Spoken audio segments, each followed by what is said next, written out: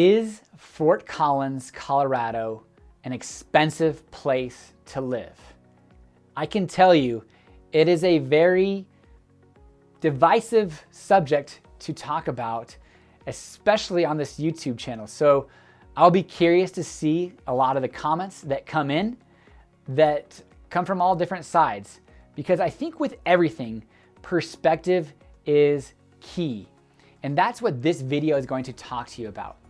A perspective of the expense it will take to live in Fort Collins comparatively to some other areas.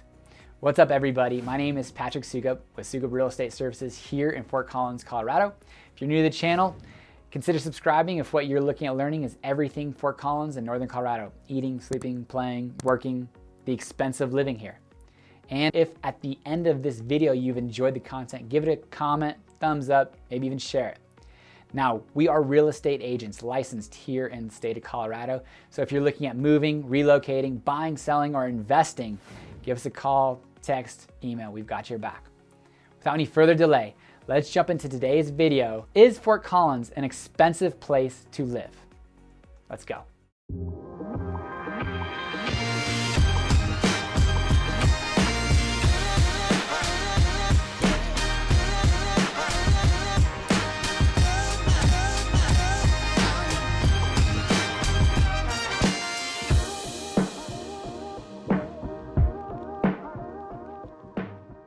I was just working with some clients from out of state, and they came to Fort Collins. They were asking about all of the different restaurants they should go enjoy, breakfast, lunch, and dinner.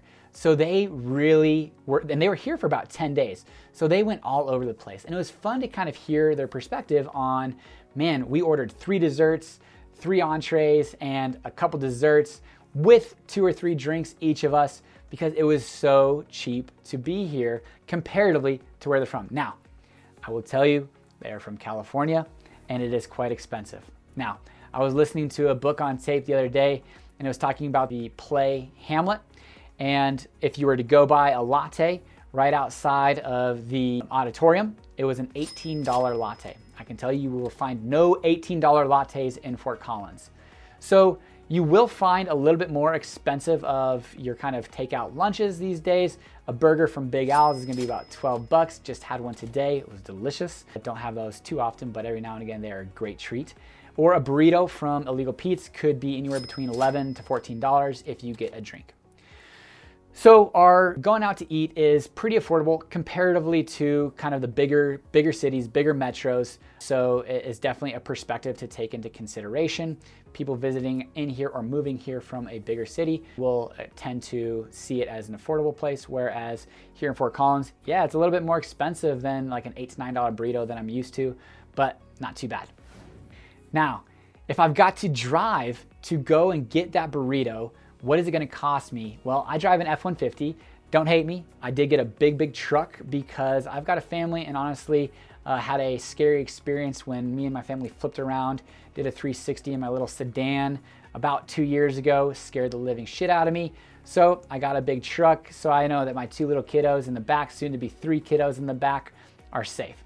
But that being said, it's gonna cost me anywhere between $3.50 to $4 a gallon right now. Some more expensive places are, again, California, anywhere between $4.50 to $5 per gallon.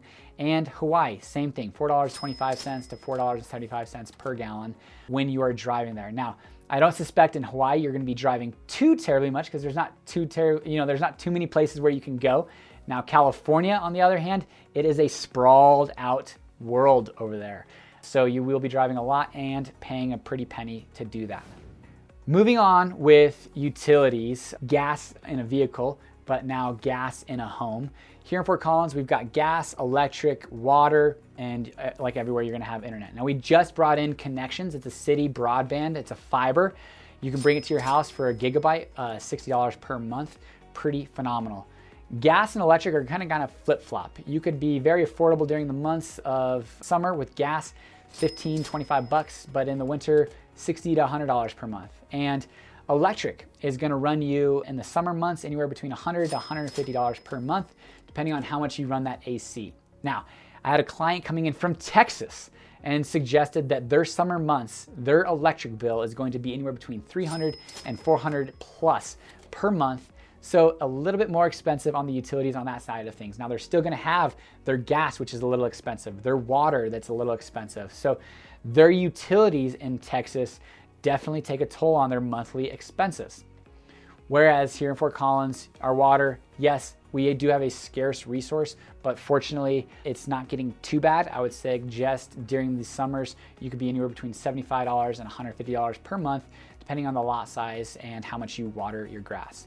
Every now and again, we do have water restrictions. Haven't had one in a few years, but they did discuss it at the beginning of 2021 prior to our 2-foot storm and getting a crap ton of snow and rain during the summer months. Now, if you are living in a house, so let's talk about the elephant in the room. What is everybody talking about? Why is Fort Collins so expensive? It gets down to one thing, our housing expense. We have definitely just skyrocketed like everywhere in the United States, but seemingly a little bit faster or higher. Now we have a median sales price of about $525,000 here in Fort Collins, Colorado. And if you are putting down the average 5% that it typically does, your down payment's gonna have to be anywhere between $16,000 to $18,000, plus an additional probably $5,000 to $7,000 in closing costs. So we're looking anywhere between really $20,000 to $30,000 comfortably to be able to buy a median priced home here in Fort Collins. Now, that being said, wow, bad math, Patrick.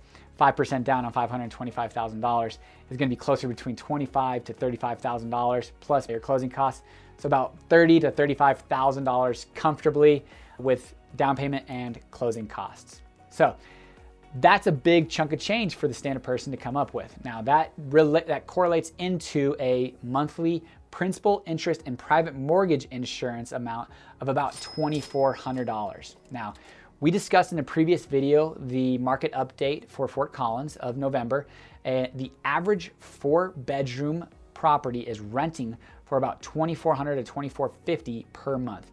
So renting and owning, as far as principal, interest, private mortgage insurance, and your rent payment are equal. Now, one thing that you do have as far as a homeowner is insurance and property taxes, which we will talk about here very shortly. $2,400 equates to about, when you consider a healthy monthly living expense for a home, between 30 to 35% of your gross income, you need to be making about $80,000 to $85,000 a year, either as an individual or as a family. Now, the Fort Collins Coloradoan came out with an article not too long ago that suggested that the median income for a family in Fort Collins is about $95,000, which suggests we can afford that $2,400 a month median sales price home with 5% down. Not to say that's not expensive or difficult to get into the market. $30,000 is a lot of money to come up with. $2,400 is a lot of money to pay.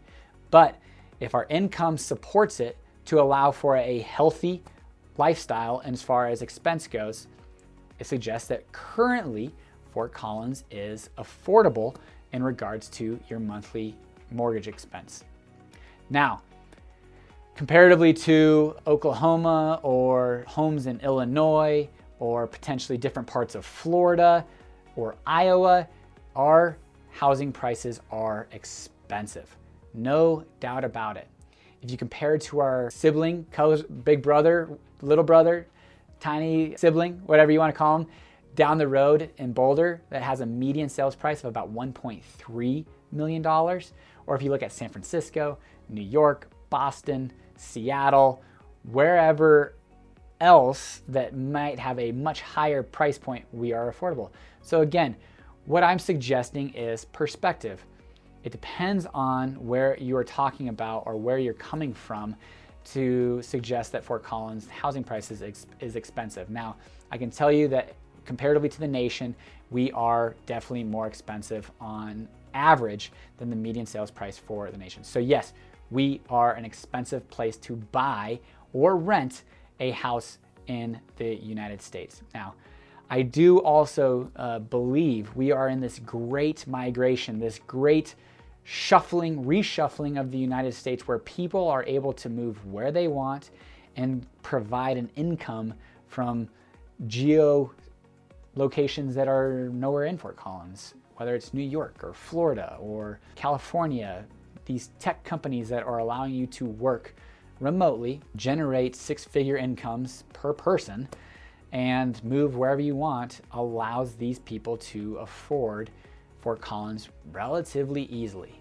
So I don't necessarily see that going away anytime soon, but it isn't to say that the housing prices here in Fort Collins are not expensive. Now, part of your monthly mortgage payment is going to be your property taxes. Fort Collins and Colorado used to rank in the top 5 for property taxes. Now, we recently repealed the Gallagher Amendment, which basically adjusted the property tax rate down to accommodate for the commercial rates and residential rates. But with that repealed, it has been frozen at 7.15% as far as the assessment rate goes. So as our property's values increase, our property taxes will increase in tandem with that. So our ranking of as far as the top 5 will probably go away, but I don't necessarily see it going extremely far down the list either. Now, compare that to Illinois, New Jersey, Texas again, where property taxes are dang near double what Fort Collins and Colorado is. So yes, you can find a more affordable property in Illinois or Texas, but your property taxes are going to be quite expensive. Now, you put that in tandem with your property taxes and your utilities in Texas, you start to see a little bit more expensive of a monthly bill or expense budget. What else? What about insurance? Okay, so now insurance in Colorado is about $1,700 on average for an annual insurance rate. Right about middle of the road, really. You can find much more affordable, but you can also find much more expensive property insurance across Tornado Alley or along the Atlantic coast because of hurricanes. Your property insurance could be quite expensive and potentially difficult to find. So again, that monthly mortgage, principal, interest, taxes, and insurance, well, those taxes and insurance taxes were in the top, ranks of the United States. Insurance were right in the middle. So you got to take those into consideration when you are considering what is expensive to live in Fort Collins. And if you're buying a house in Oklahoma, well, you probably have a pretty expensive property insurance because you're in Tornado Alley. Or again, in Florida, you're going to have more expensive insurance rates because of hurricanes there. So those are definitely two things to take into consideration that Colorado does a really pretty good job on. Now, sales taxes, if you're going to go to the store, buy some things, you're going to have to pay some sales tax. Colorado probably still ranks in the lower half of sales taxes as far as how expensive it is, about 7.55% sales tax.